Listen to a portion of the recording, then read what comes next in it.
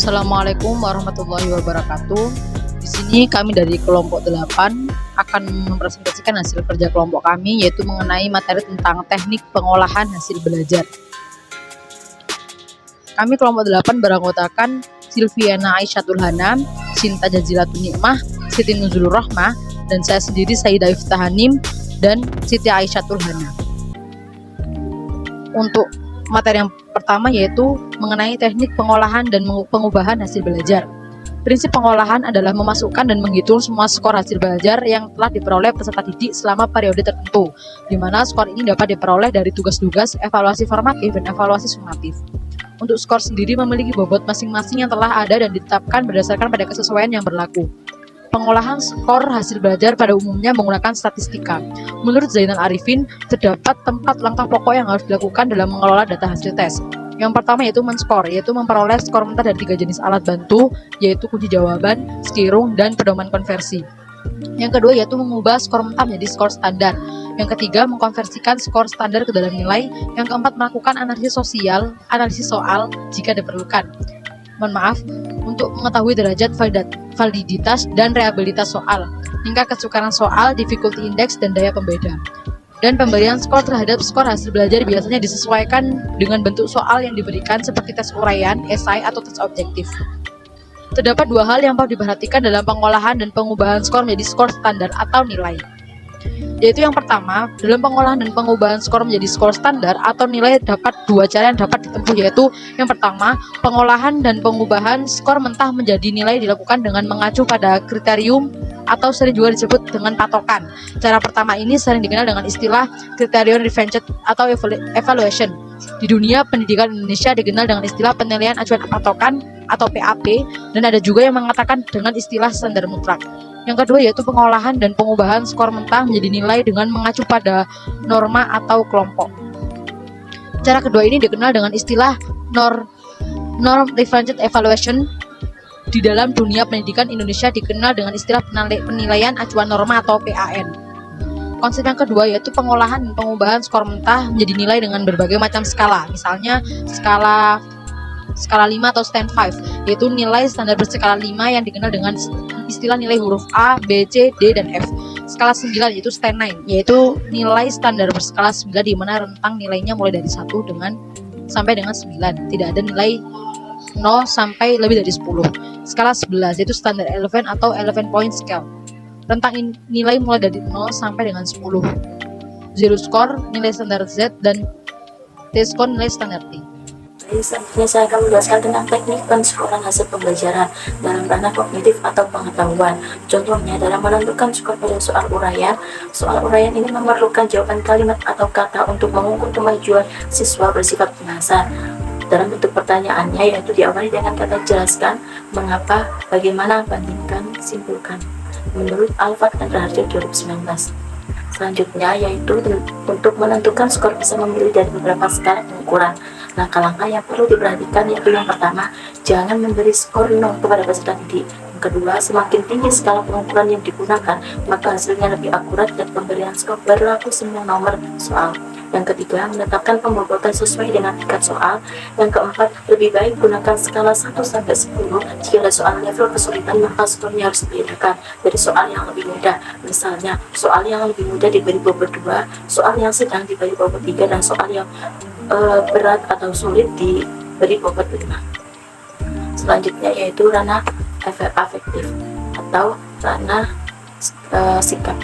Dari penilaian hasil belajar sikap, instrumen yang digunakan adalah skala penilaian dan pedoman pengamatan. Skala penilaian ini menggunakan skala Likert dengan jarak 3, 4, atau 5 yang menggunakan kategori verbal seperti sangat tinggi, cukup, rendah, dan sangat rendah, atau bisa dengan kategori sangat baik, sedang, kurang, dan sangat kurang. Dengan cara memberikan skor bagi setiap peserta didik dengan menuliskan setiap aspek yang ditetapkan berdasarkan hasil pengamatan guru dengan mengacu kepada pedoman dan skoran yang ada. Yang selanjutnya yaitu keterampilan atau ranah psikomotorik. Umumnya skala penilaian ini menggunakan teknik pemberian skor dengan menulis skor pada setiap aspek atau indikator kemampuan peserta didik sesuai yang ditampilkan. Selanjutnya, di setiap aspek skor aspek dijumlahkan untuk mendapatkan skor total dari masing-masing individu peserta didik. Contohnya dalam pedoman penskoran 5 yaitu sangat baik, 4 baik, 3 sedang, 2 sangat kurang. D. Teknik konferensi skor. Skor adalah hasil pekerjaan skor yang diperoleh dengan menjumlahkan angka-angka dari setiap soal tes yang dijawab betul oleh peserta didik, sedangkan nilai adalah angka ubahan dari skor dengan menggunakan acuan tertentu, yaitu acuan standar atau acuan normal. Pengolahan dan konvensi skor mentah menjadi skor standar atau nilai.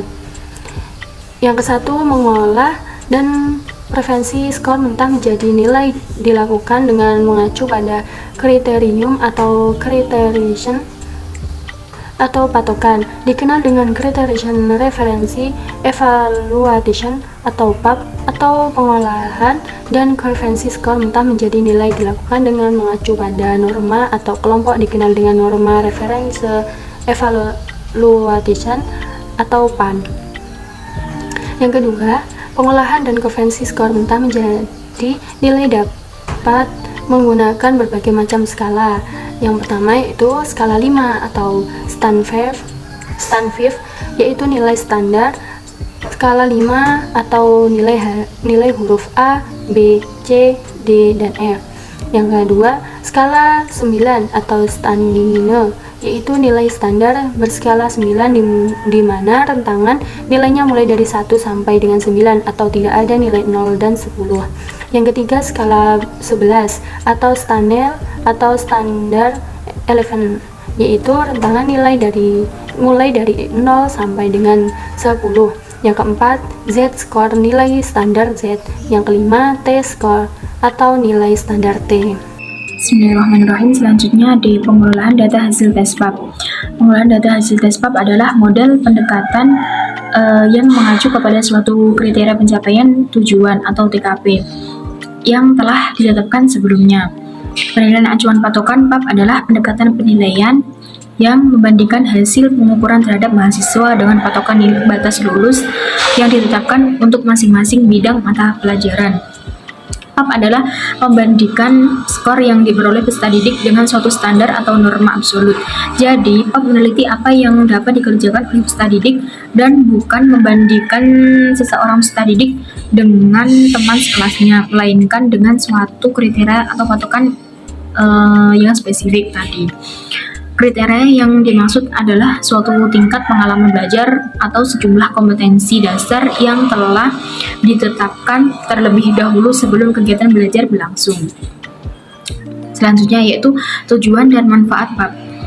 Yang tujuan PAP adalah untuk mengukur secara pasti tujuan atau kompetensi yang ditetapkan sebagai kriteria keberhasilannya. Menurut Paine pada tahun 1974 dalam bukunya Asmawi Zainul, penerapan PAP dapat dimanfaatkan antara lain yang pertama yaitu menempatkan seseorang dalam rentetan kegiatan belajar. Yang kedua, untuk mendiagnosis kemampuan seseorang dalam pembelajaran.